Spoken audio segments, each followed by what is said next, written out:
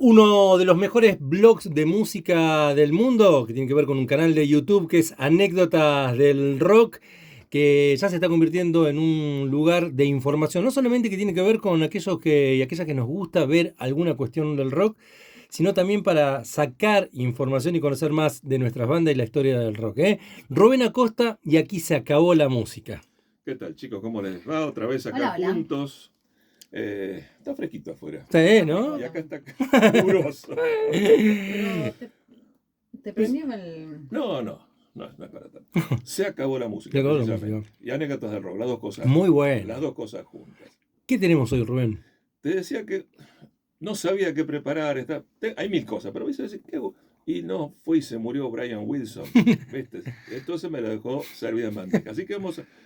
un personaje muy importante dentro de la historia del rock, ¿no? Era el líder de los Beach Boys, aquella banda norteamericana. Y bueno, vamos a hablar un poquito de él, ¿no? Y onda homenaje. Total. ¿No? Los Beach Boys, te decía, banda de allá de la zona de California. El quinteto clásico, a ver si me lo acuerdo, eran tres hermanos: Brian Wilson, Carl Wilson y Dennis Wilson. Después estaba Mike Love, que era el primo de ellos, era un grupo familiar prácticamente. Claro. Y después Alan Jardine, que era un amigo del barrio. Ese era el quinteto original, el quinteto clásico. Perdón, ¿de dónde eran? Dijiste de California, ¿no? De la zona de California, de las playas de California. Beach Boys precisamente significa los chicos de la playa, ¿no? Y se dedicaban o estaban relacionados con lo que se llamaba la música playera, precisamente. ¿Qué era eso? Vamos a poner un contexto. California, ¿no? Fines de la década del 50, principios del 60, lo hemos visto en las películas, era muy característico. ¿Qué pasaba? Los muchachos que se iban a estudiar a las universidades, ¿no? De familia más que nada pudientes, volvían en el verano, ¿no? Para esta época, junio, julio, pero allá en el norte, Halloween. ¿no? Venían para pasar las vacaciones de verano. ¿Y cuál era el deporte favorito y preferido? El surf. Entonces venían practicando el surf. Tenía que estar musculoso, bronceado. Deporte ¿no? Me queda pendiente. Sí, deporte peligroso. Me encanta. Y bueno, practicaban el surf y entonces hacían la vida esa de playa, andabas en autos descapotables, con chicas, por supuesto, atrás. Y eso es lo que se llamaba la vida playera de ese entonces. La noche fogata, bueno. Y eso lo transmitía, ¿no? Los Beach Boys en sus canciones. La temática de sus canciones era eso. Giraban alrededor de eso. Era el soundtrack de la playa, la cuestión de los Beach Boys, ¿no? ¿Qué pasó? Pero fueron las primeras épocas. Después Brian Wilson, que era el compositor principal del grupo, se cansó un poco de eso. Porque 1, 2, 3, 4 años haciendo lo mismo y quería tomar otros rumbos. Hasta que escuchó a fines del año 65 el long play de los Beatles, Rubber Soul, ¿no? Que justamente los Beatles han hecho lo mismo. Rubber Soul es como una especie de quiebre dentro de la música de los Beatles. Los primeros años de la música de los Beatles eran canciones románticas, esa de yo te quiero, vos me querés. Pero en la esquina, fíjate que las letras giraban alrededor de eso. Hasta que, para esa época, decidieron empezar a hacer letras más introspectivas, una cosa más filosófica. La instrumentación fue muy distinta. Bueno, cuando Brian Wilson escucha ese disco, dice, este es el camino que hay que seguir. Este es el disco que a él le cambió la cabeza. Y dijo a sus compañeros, a la esposa, voy a hacer el disco de rock más grande de la historia. Así, bien modesto. Y se puso a trabajar. Y dio como resultado para mediados del año 66 el disco Pet Sounds, que es un discazo.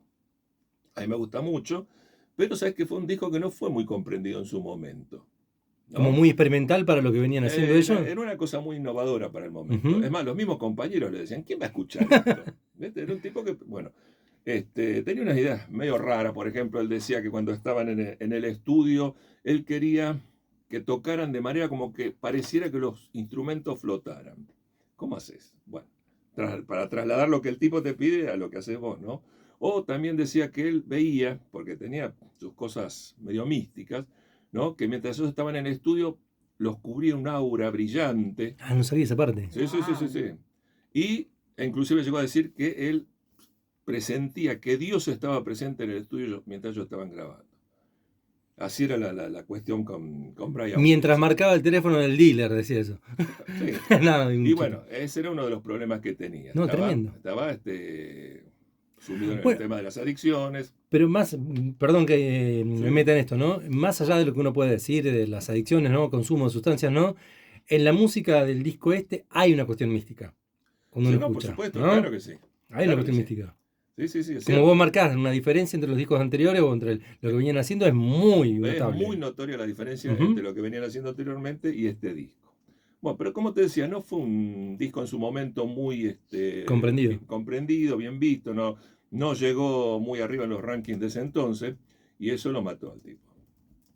Pues él dijo, voy a hacer el mejor disco que se pueda hacer y le costó. Bueno, pero fíjate vos un detalle. Paul McCartney, ¿no? Cuando escuchó Pet Sounds, dijo, este disco es buenísimo. Dice que se lo hizo escuchar tantas veces a Lennon, ¿no? Que los influyó el disco, a su vez. Y no te digo que fue como resultado, pero los inspiró para hacer después Sgt. Pepper, Bueno, mirá. ¿no? O sea que Paul McCartney lo confesó, ¿no? Parte de mi inspiración para hacer las letras, las canciones de Sgt. Pepper fueron el disco Pet Sounds. Que no sea comprendido por un montón de personas, pero que te diga Paul McCartney que es un disco buenísimo, ya está, ¿no? Creo que ya te salva las papas. Exactamente. Había muy buena relación entre Brian Wilson Ujú, y mirá vos. los Beatles, sobre todo con Paul McCartney. Pero ¿qué pasó? Cuando Brian Wilson escuchó Sgt. Pepper, dijo, no, lo mató. Eso, ahí sí, realmente, literalmente lo mató porque dijo, no, yo no puedo superar esto, es imposible, los Beatles hicieron el mejor disco. Y fíjate vos que, por ejemplo, en el año 2003, me acuerdo, la revista Rolling Stone hizo una Especial. encuesta, Ah, claro, una encuesta entre los músicos de las bandas más importantes, gente de las compañías discográficas, críticos de música, a ver quiénes eran, creo que eran los 500 mejores discos de la Sí. historia, ¿no? Y el primer puesto lo obtuvo casi unánimemente Sgt. Pepper. Y el puesto número 2, Pet Sounds. Tremendo, O sea que tremendo. había algo ahí. No, ni hablar. Pero bueno, Brian Wilson era un tipo de una psiquis muy endeble, ¿no? Eso te digo, sumado al tema del abuso de Ujú. sustancias, ¿no? Se daba con LSD, después se iba con cocaína. Hay una, puede ser que me estoy tratando de acordar de una película, no sé particularmente si es de los Beach Boys en general o de uno de los integrantes en particular, o me está... Hay una película, creo que está en el canal de Disney. Ujú. Pero vieja estoy hablando, ¿eh? Yo, sí, tiene unos años, ¿no? No 10, sé, no sé si 15. hablamos de puede ser. Que es sobre la vida de Brian Wilson. Ah, sobre la idea me Sobre la parecía, vida de mirá. Brian Wilson. Yo te digo, no la vi, pero sé que está ahí. Ujú. Está para... Es más, que muestra las adicciones, los altibajos de Brian Wilson, que me está volviendo las imágenes a la cabeza. Así que así estaba. Llegó en un momento a encerrarse en su casa, no salía de su casa. Se pasaba los días durmiendo. No, tremendo. Sí, a ese nivel, ¿por qué? Porque no pudo llegar con su música a lo que él quería. A hacer un Sgt. Pepper también como el que quería en algún momento. Es más, en un momento dejó, los compañeros medio lo separaron. Él siguió escribiendo esporádicamente algunas letras, pero fue reemplazado. Rubén, vos que tenés ahí una mirada sobre el rock amplia. Yo desconozco. ¿Ahí recordás o recuerdan ustedes alguna banda que sea, no te digo igual, ¿no? Pero similar al estilo de lo que crearon los Beach Boys? Me viene Mamas and the Papas, pero quizás por un Bueno, tema. creo, no me acuerdo bien, pero creo que los hijos de algunos de los integrantes de Mamas and the Papas se juntaron con algunos de los hijos de los integrantes de los Beach Boys y formaron una banda posteriormente. No sé, ¿sabés cómo? No me acuerdo del nombre, pero hay algo así. ¿Está en Anécdotas del Rock? ¿Lo podemos buscar ahí en No, YouTube? sé que no lo tengo, Ah. eso, pero lo he leído en algún momento. Y se ha formado una banda con los hijos. Muy o sea bueno. que la relación entre Mamas and the Papas y Beach Boys es Muy bueno. fluida. ¿Te parece que escuchemos un tema? Por favor. ¿Eh? ¿Cuál vamos a escuchar? El tema se llama Solo Dios sabe. Qué temazo, Rubén. ¿Te gusta? Qué temazo, sí, tremendo. Solo Dios sabe, God Only Knows, si lo hacemos en Tremendo. idioma foráneo. Y te decía recién que hay una versión hecha por Charly García junto a Pedro Aznar. Si mal no recuerdo, es en el disco que se llamaba Tango 4. Lo voy a buscar hoy, ¿eh? Sí. Ya que hicieron Tango y después hicieron Tango 4. Y alguna vez leí porque falta Tango 1, Tango 2, Tango 3, pero ¿por qué lo hicieron así? No me acuerdo. Realmente no me acuerdo. Pero bueno, Charly García hizo una versión de un admirador tanto de los Beatles como de los Beach Boys de Charly Genial. García. Muy bueno. Cambiamos el ángulo de la noticia, como se decía. Antiguamente. Otro tema de música. Hay grupos que nosotros los tenemos, ¿cómo te puedo decir? A ver, se me ocurre The Police. Es un trío. ¿Sabías que en un momento fue un cuarteto de No. Police? Bueno, eso vamos a hablar. Upa. Grupo, por ejemplo, los Beatles. Vamos a empezar con los Beatles, que a mí es lo que más me gusta. Los Beatles, uno lo tiene un cuarteto. John, Paul, George y Ringo. Pero en un momento fue un quinteto. En sus primeras épocas, cuando Y empezaron. no por el productor. No. Por George Martin, que es el quinto Beatle, le dicen siempre. Bueno, no, en realidad eran 5. Cuando empezaron, principios de la década del 60, época iban a tocar a Hamburgo, Alemania, ¿no? El grupo estaba, cuando ya se llamaban The Beatles, Ujú. el grupo estaba integrado por Lennon, McCartney, Harrison, más Stuart Sutcliffe, que era el primer bajista que tuvo el grupo, y Pete Best, que era el baterista. Eran 5. Stuart Sutcliffe estuvo ese año, el año siguiente, dejó el grupo, al poco tiempo falleció. Quedaron como cuarteto, pero con Pete Best de baterista. Y después, en agosto, creo, del año 62, ingresa Ringo, reemplaza a Pete Best y ahí queda el grupo ya conformado definitivo. Pero en un principio fueron un quinteto. Y con el baterista hasta que nombraba, Pete Best. ¿grabó con otras bandas? ¿Hizo algo? ¿Tenés idea? Porque no. Posteriormente, Seguramente me voy a poner a buscar algo para saber qué incluso hizo. me acuerdo una época que vino a Buenos Aires. Además, estuvo. Yo me acuerdo que Roberto Petinato tenía un programa a la noche Buenísimo, no me acuerdo el nombre, que pero estaba buenísimo. con Gillespie. Ujú. No me acuerdo el nombre. Sí. Bueno, en ese programa, que generalmente cuando venía algún artista internacional lo traía, estuvo Pete Best No, hablando con tremendo. Petinato. Tremendo. Porque Pete Best había venido con su banda a tocar a la Argentina, pero no tuvo mucho éxito. Lo que sí se me acuerdo, cuando los Beatles sacan las antologías, en la antología número 1, Ujú. hay algunos temas en los cuales Pete Best era el baterista. Y bueno, lo habían obviado, así que le hizo un juicio, porque lógicamente él participaba de eso, pero no cobraba nada. Los Rolling Stones, ¿los ubican a los Rolling Stones? De algún lugar creo que lo Sí. escuché. Estaba viendo que ahora el 12 de julio del ¿El mes que viene? mes que viene se cumple 63 años de la primera presentación de los Rolling Stones. ¿Dónde No. le hicieron? Era en un bar que se llama el Marquis Club, creo que era. ¿El Marquis puede ser? Sí, Sí. creo que era en ese Ujú. bar. No me acuerdo si era en ese, pero ¿Será por eso la tradición que hacen cada vez que presentan un disco, que lo hacen en algún barcito chico? puede ser, pues ya tenían esa costumbre de Sí. presentarse en esos lugares. Hasta ahora lo siguen haciendo, ¿eh? Sí, lo han hecho en muchas ocasiones. Bueno, a ver, los Rolling Stones pasaron, pero lo más que tenemos los Rolling, un cuarteto. Cuando vinieron las veces que vinieron a Argentina, era Mick Jagger, Keith Richards, Ron Wood y el baterista Charlie Watts.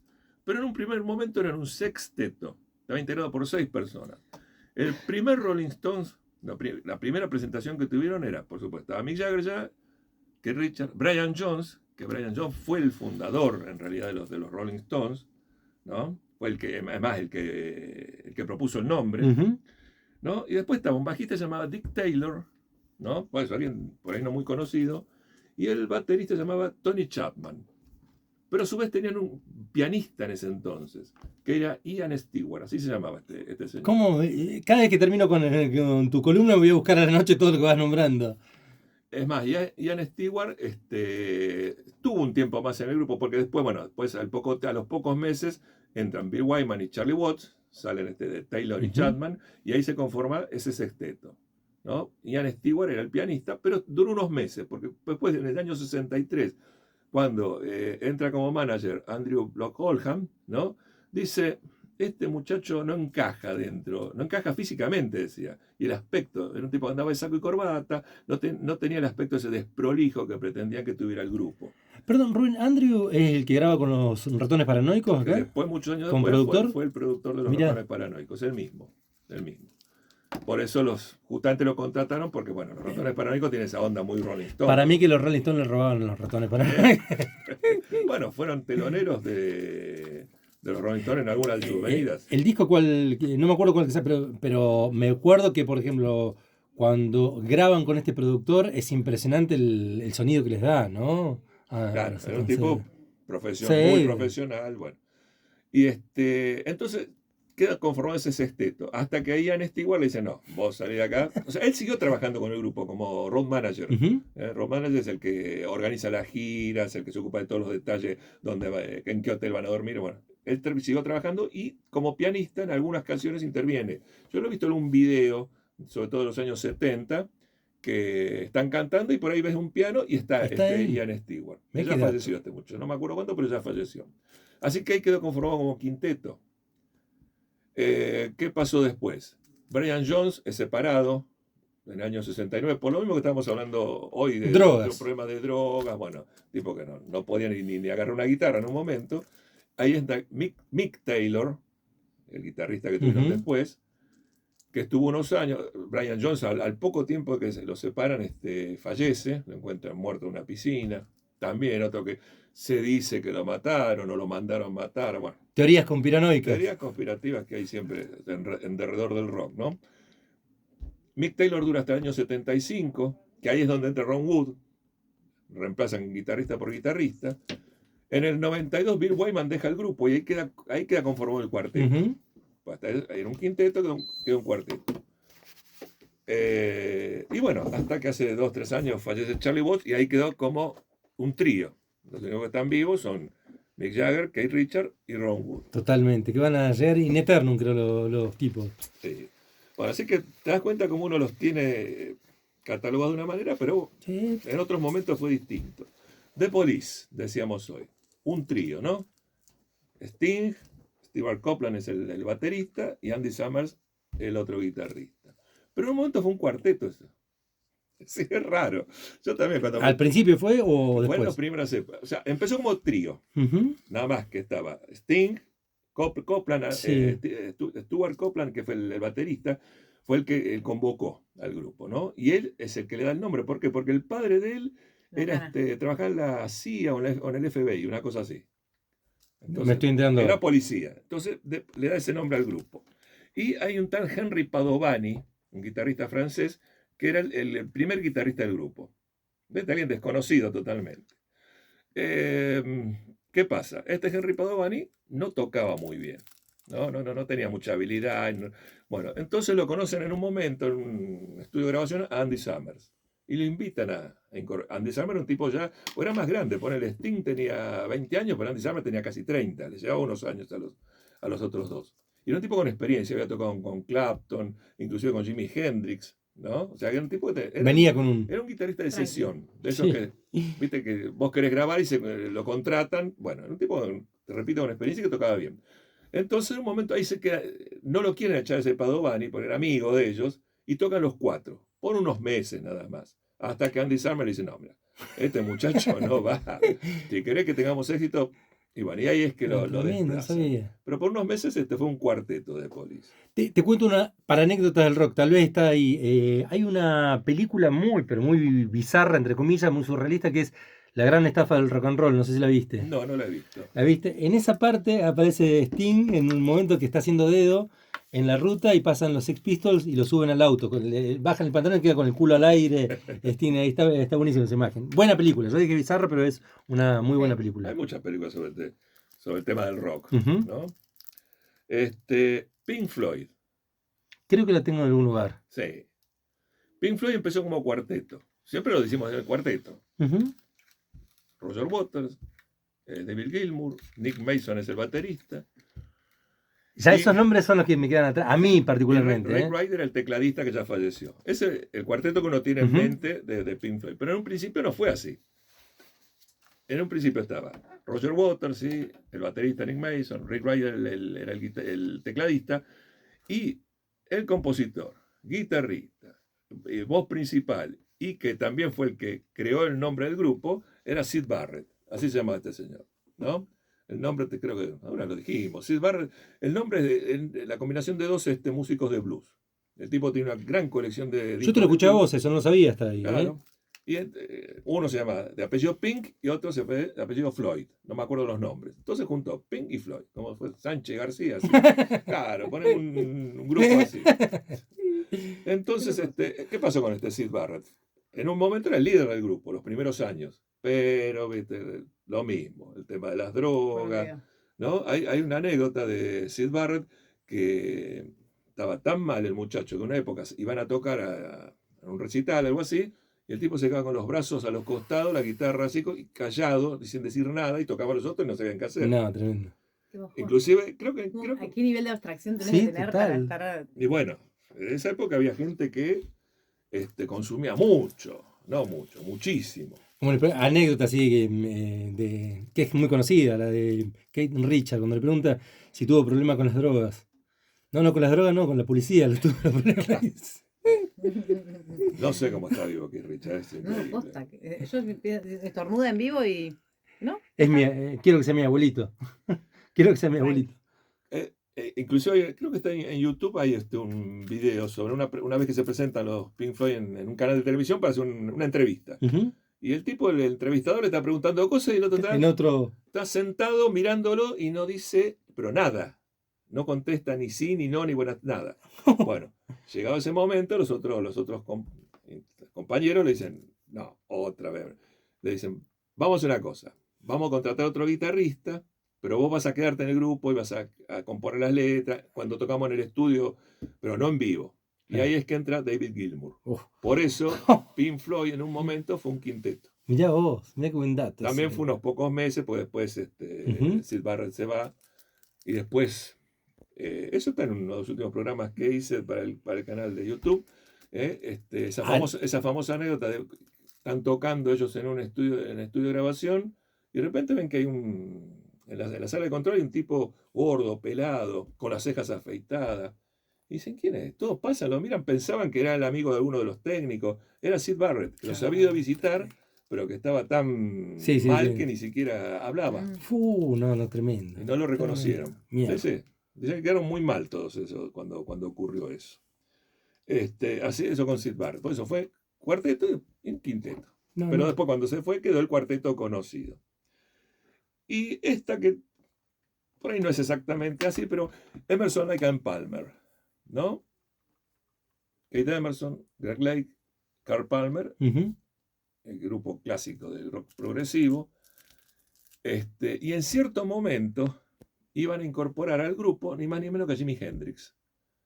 Por eso habían planeado que se iba a llamar Help, porque le ponías la H adelante de la ELP y quedaba Help. Claro. ¿No? Hasta lo habían pensado. Y Hendrix estaba de acuerdo. Pero ¿qué pasó? Hendrix tenía unos compromisos primero y después se murió.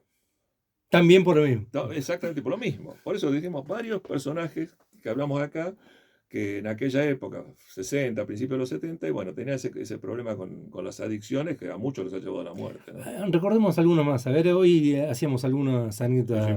Jim Morrison. Janis Joplin murió también del mismo sobredosis. Janis Joplin murió de sobredosis. Sid Vicious. También de Janis Joplin. De todos se dice que se supone que no fue un accidente, sino que alguien la mató.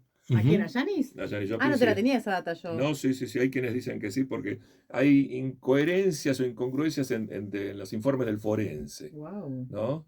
Decían que habían encontrado una jeringa de tal cosa, pero después resulta que en el cuerpo no tenía esa sustancia que. Total. ¿No? Wow. Le podemos traer para acá a Luca también. Luca Prodan, por supuesto. Con otro tipo de adicciones. Sale de una adicción y entra en otra. Sí. ¿No? Sí, es una constante dentro del mundo del rock, ¿no? Y después, creo que lo hablábamos la vez pasada, estas adicciones más modernas, adicción al trabajo, que fue lo que lo llevó un poco a la muerte a Cerati. Totalmente, ¿no? Tenés razón. Muy bueno, ¿eh? Mirá lo que el disparador con Brian Wilson para llegar a diferentes historias que tienen que ver con las drogas y también con bandas que la creíamos tríos y eran cuartetos. Cuartetos que eran quintetos y van variando, ¿no? Bueno. Después escuchemos otro tema. Por favor. Teníamos un tema de Pink Floyd por ahí para escuchar. Sí. El de The Wall. Sí. Ahí escuchamos, ¿eh? De vuelta. Qué grande Pink Floyd, ¿no? Como hacía el cover de Sting. Este tema en realidad es un tema de Sting como solista. Pero a mí me gusta mucho este tema. Sí, temazo. Aparte muy lindo el video. Un video así medio como ambientado en la época medieval, una cosa así que tiene unos cuantos años. Total. Fachero Sting, ¿eh? Está viejo, está fachero el loco. Siempre está. Sí. Es un retoque de nariz, pero sí. Ah, mirá. Sí, no tanto eso no sé. Pero siempre bien cuidadito. Sting debe tener, Sting debe un poco más como de tener 70 y largos. Total. Y cachondeó mucho en los medios nacionales cuando tiró la de que hacía, ¿cómo se llama esta práctica? Sexo tántrico. Supongo que te referías a eso. Exactamente. Sí. Tenía el dato, Rubén lo tenía, yo lo sabía. Está bien, nos quedamos todos callados, ¿viste? Los intimidé, dije la boludez, ¿qué pasó? No, No, está ahora, bien, qué está bueno bien. que sea, que estira la vida entonces, el No, sexo porque claro, tántrico. él decía, lo contó él, y fue Sí, medio sí, que, sí, que en ese recuerdo. momento no era Bah, tan bueno, ya que está 8 horas decía él que duraba claro, su actividad. Ujú. capo. Ah, pero más allá de Está bien, está bien. más allá de eso, digo, como que era como fuera de época. Porque Total. no era tan común que los músicos y tipos como él, por ahí Sí, del pero, palo de él, que eran un poco más pero rescatados acá. eso no lo dijo, no hace tantos años, poner hace 10 años atrás. Sí, 10 Mirá. años atrás, pero 10 años atrás, para un tipo como él, Claro, el sí, ámbito sí. musical de él, Claro. no sé si era tan normal. Tan común y No, normal. total. No, Bueno, este es un tipo normal que, por decir, ¿no? a ver, No, este es un tipo que se ha ¿qué es cuidado. normal ahí? Creo que es vegetariano. Total. Sí. Igual que Paul McCartney es vegetariano. Ujú. Mick Jagger, supongo que hoy en día capaz que lo es. Hace mucha actividad física, eso es innegable. Sí. Mick Jagger, Sí. mira, Y para sostenerse como está el tipo ahí, No, es es una cosa impo- increíble, la verdad yo sé que que Mick Jagger en un momento hizo como un corte brutal en su vida de años de adicciones. Ujú. Dijo, no, ahora voy a portar bien. Pues bueno, por algo ha durado hasta donde ha durado. y Mick además Jagger de quién te tener, quita, no sé, 80 y, ¿sí? 80 y algo. Tremendo. Está el mito de su tabique. Paul McCartney creo que tiene 85, va a cumplir. Y Jagger debe ser 4 o 5 años más joven, por ahí. Bien, abro un paréntesis así, pero muy de la nada. Vos sabés que justamente mañana u hoy Le cumple. se presenta, no, pero es algo de la música y tiene, no sé si tiene que ver con las adicciones. Se presenta un músico de culto a nivel internacional en la Argentina, creo que es Jaycee Malin, un músico que es amigo de Bruce Springsteen, qué sé yo, de Bob Dylan, etcétera, que no sé si un producto de las adicciones o de una enfermedad que solamente una clínica argentina lo pudo recuperar y lo está recuperando. Ajá. Y hoy o mañana se presenta acá en Argentina como anécdota, te lo tiro así. También. Me hiciste acordar porque nombraste ahí a The Police hace un ratito y también es conocido de ellos. Está bien. Anécdota del rock. Una clínica argentina solamente pudo recuperarlo y está viviendo ahora actualmente acá. Muy interesante. Jaycee Mailing, búsquenlo por la duda. Bueno, recién hablamos de fuera de micrófono. Yo siempre Ujú. digo lo mismo. Fuera de micrófono se hacen las charlas más Total. interesantes, ¿no? De Janis Joplin me decías. Era interesante eso que contaba, que Janis Joplin, yo lo había leído también en un momento, cuando, digamos, en su testamento dejó un dinero, no sé cuántos dólares, para que cuando ella falleciera se hiciera una fiesta. Que su velorio fuera una fiesta. Venía gente, iba a ver bebida, comida, música, baile, Y drogas también. y ya que está, el jonca, ¿viste? Claro, Ahí al lado. claro. Te decía que se dice. ¿Cómo estuvo la fiesta? Nada, pura falopa. Se dice que la mataron en realidad. Hay quienes dicen que, como te decía, que hay No lo ciertas había leído incongruencias. nunca, nunca lo había leído. Sí, sí. O sea, pues, no, yo no conozco mucho de música, pero sí a Janis me gusta, entonces la conocía su vida y no conocía ese dato, la La verdad. versión oficial es que murió de sobredosis, Ujú. ¿no? Que la encontraron tirada Sí, en el hotel. en el hotel donde, Ujú. donde estaba parando. Estaba grabando un disco Sí. y justamente que tenía que presentarse a grabar y el productor dijo, no vino a las vino. 11, a las 12, a la 1, fue a ver y bueno, la encontró muerta. Pero hay quienes dicen que, no sé, parece que es un problema con una incongruencia con la información del forense. Y Mira, lo que decía Wikipedia, recién ahí, después de que me lo dijiste y fui corriendo a buscar, Sí, decía que no se encontraron las jeringas claro, con algo las que ahí ella se está. habría inyectado y dice, bueno, Sí, ¿dónde? lo que ¿Cómo? presumen es que estaba con alguien más por lo menos. Había otra persona, exactamente. Que eso, por lo menos, y que esa persona se fue. Lo mismo te decía hoy de Jimi Hendrix, que hay quienes dicen que en realidad cuando la información oficial es que llegó muerto al hospital. Pero hay otros que dicen que no, que estaba vivo todavía.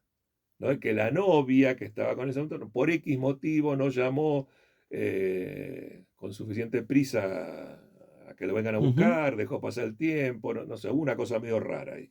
Tremendo. ¿No? Kate Moon, el baterista de The Who, también murió de una forma similar a Jimmy, se ahogó con su vómito. Oh, tremendo. Estoy errando de Morrison? baterista. ¿Morrison también o no? Sí, lo Jim nombró hoy. Morrison, sí.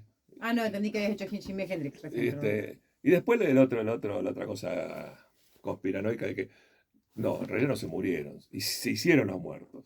para vivir y que hay un país de los Claro. músicos, ¿te imaginas? O que Y de repente va y están escuchando toda la música que hicieron después. O que se lo llevaron los extraterrestres. ¿Cómo era la de Calamaro que hablaba de Elvis? Elvis. Claro, vos viste muchas películas de Yankees, se hace el chistecito de que vi a Elvis, me pasé por acá y digo, Elvis recién vi a está Elvis ahí en vivo. la esquina. O que creo que en el día de la independencia, en el momento que están esperando, ¿te acuerdas que hay una escena que están arriba en una terraza de un edificio esperando que los extraterrestres... Y ahí uno dice, y uno tiene un cartel que dice, traigan a Elvis. Total, ¿No? total. Pero con Jim Morrison también se dice que... Creo que con Jim Morrison... Bien ahí, rápido. Ahí está la de Calamaro. Elvis está vivo. Con Marilyn Monroe, que también estaba viva. Marilyn Monroe se dice que también fue por una sobredosis, pero en realidad las versiones es que la hicieron matar. Se me había metido. Marilyn Monroe sabía muchas cosas. Sí. A ver, vamos, no tiene nada que ver con el rock. No, pero me encanta. Ahora vamos a hablar de Marilyn Monroe en un ratito. Salía con John Kennedy, pero también había andado con el hermano, con Robert Kennedy. Y se dice que, ¿qué pasó? John Kennedy, cuando estaba con ella en la intimidad, cometía el error de, ¿sabes que la semana que viene vamos a ir a Cuba, tenemos un plan de matar a Fidel Castro? Así. Y ella, como sabía que había algo raro, ¿qué hacía? Tenía un cuadernito y anotaba. Kennedy me dijo, entonces, como resguardo, pues ustedes me quieren matar, voy a hablar en los medios de comunicación. Y bueno, el hermano, dicen que fue Robert Kennedy, quien en ese momento no me acuerdo qué cargo tenía en el gobierno, bueno, quien dice que, bueno, vamos a hacerla matar antes de que abra la boca. Hay un video de ella fumando un porro que es buenísimo en YouTube. ¿De Marilyn? De Marilyn. Mirá, te va a salir de toque. Si lo pones en YouTube, sale de toque. Muy extraño, uno imaginándola a ella ahí, ¿no? ¿Lo viste? Sí, no lo vi, pero es medio raro para la época y para el estilo de vida que tenía ella. Pero míralo al video. Ahí, sobre todo cuando apenas lo pones, te sale de toque, ¿no? Bueno, después escuchamos un tema. Por favor. Más. Ahora creo que escuchamos el de Pink Floyd. Run Like Hell, así se llama el tema Pink Floyd, del famoso álbum The Wall. ¿Hay algún programa de televisión, entre comillas, que haya usado en las últimas décadas esta cortina? Tema es posible, no recuerdo, pero... Puede ser, ¿no? Muy conocido, muy conocido. Sí, muy conocido. Chicos, les cuento una última anécdota. Por favor, está buenísima. Para ir cerrando. Elvis Presley lo tienen ubicado. Creo que sí. ¿Y Marilyn Monroe? También estuvimos ahí. Bueno, vamos a hacer, a ligar a Elvis con Marilyn Monroe. Había un señor que se llama Byron Rafael, así se llamaba este señor, que era el colaborador del manager de Elvis Presley. El manager de Elvis Presley era el coronel Tom Parker, que no era coronel, pero él se había autotitulado coronel, y todos le decían coronel. Hace poco, no sé, ¿viste la película de Elvis? Bueno, ahí que hace Tom Hanks, el personaje. Y está bastante logrado de acuerdo a lo que uno lee en los libros, cómo era este personaje, ¿no? Este señor Byron Rafael. El coronel. No, el coronel era Tom Parker. Tom Parker. Este era el ayudante. Trabajaba por una empresa llamada William Morris, que era representante de actores. Y entre ellos estaba Marilyn Monroe, dentro de esta compañía. Y este Byron Rafael, en una entrevista que hizo en una revista, creo que fue, contó en algún momento que hubo una relación entre Elvis Presley y Marilyn Monroe, algo que era totalmente desconocido. Entonces fue hace no tanto tiempo, digamos, ¿no? Que lo contó. ¿Y qué pasó? Marilyn Monroe era más grande, le llevaba 9 años a Elvis Presley, pero se conocieron en un evento que tuvieron que asistir los dos, presentar no sé qué cosa, y Elvis Presley quedó deslumbrado, era muy bonita Marilyn Monroe. Y ahí mismo el tipo, como decimos comúnmente, le tiró los galgos. Y ella dijo, no, pará. ¿No? Pero parece que él insistió, lo llamaba, hasta que en un momento accedió a verlo. Pero como hacían, eran dos personajes muy populares, muy famosos, no podían salir por la calle de la mano. Entonces ahí es donde entra Byron Rafael, ¿no? Como conocía gente de la empresa, che, ¿cómo podemos hacer? Bueno, entonces... tiramos un número de telo, dice. Claro, en un momento lo llama Elvis Presley, se ve que ya se había comunicado con ella, ya habían acordado dónde se iban a encontrar y todo, y le dice, bueno, mira, anda a buscarla a tal lugar, tráemela, pero con total discreción. Bueno, efectivamente, el hotel, ya te digo, y te digo por qué te digo el hotel, donde se encontraron, se llama Beverly Wilshire, en California. ¿Y qué tiene de particular este hotel? Que es donde se filmó la película Pretty Woman, Mujer Bonita, con Richard Gere y Julia Roberts. Ahí se filmó esta película. En ese mismo hotel, porque Elvis vivía en ese hotel. Estamos hablando del año 1960. Entonces, este señor Byron Rafael trae a Marilyn, sube a la habitación y dice, y bueno, ¿y qué hago yo ahora? Dice que inmediatamente fueron a la habitación. ¿A qué? A componer. A hablar, supongo yo. Y entonces dice, ¿qué hago yo? Y se agarró, se tiró en el sillón y se puso a dormir el tipo, ¿no? Bueno, o sea que según él el encuentro fue muy intenso, Muy bien. ¿no?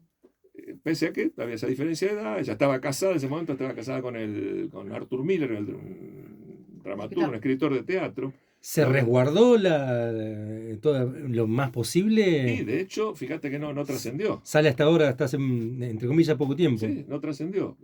Era uno de los pocos que lo sabía este hombre. O sea, se logró bastante discreción. Bueno, la cuestión es que después Elvis le acompañó, que tome un taxi y se fue Marilyn Monroe. No se vieron nunca más. Lo gracioso es que Elvis después le comentó a este muchacho, después se hicieron amigos, dice, ¿no?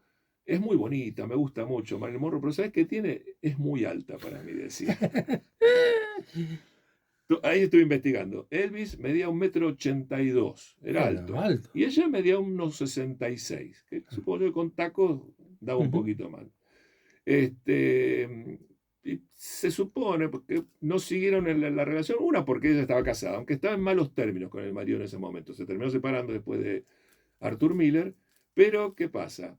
Los dos estaban como en la cúspide de sus carreras y parece ser que sería contraproducente, sobre todo en la sociedad norteamericana en ese momento, que anduvieran juntos. Total. ¿No? Pero fíjate que decían, las revistas se llamaban las revistas Hash Hash. Así se llamaban las revistas de chimentos de la época, sobre todo en Norteamérica. Sí, en las películas mencionan. Cuando se escucha la palabra hash hash es porque están hablando de algo confidencial, algo secreto, algo que no hay que decir. Ya me iba para el hashish, lo primero que hice. Sí.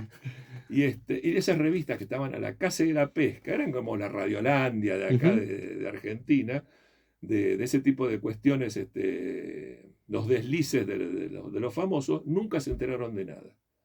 Así que, evidentemente, hay quienes dicen que no es verdad esto, ¿no? Yo cuento lo que contaba este señor.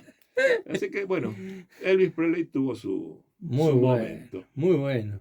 Hoy que casi hicimos la de Rial y Canosa en el rock, ¿eh? ¿Tenés otra más o No. ¿Hay algo para cerrar? ¿Tenés música? Lo que tenemos para cerrar, justamente un tema de Elvis Presley, el famoso tema Hotel de los Corazones Destrozados. Tremendo. Pero me gustaría que, antes de despedirnos, reiteres cómo encontramos en YouTube el canalazo que tenés. Y bueno, vamos al buscador de YouTube, escribimos Anécdotas de Rock Rubén Acosta. Hay otros que son similares.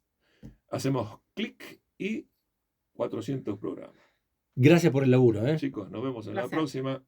Tremendo. Adiós.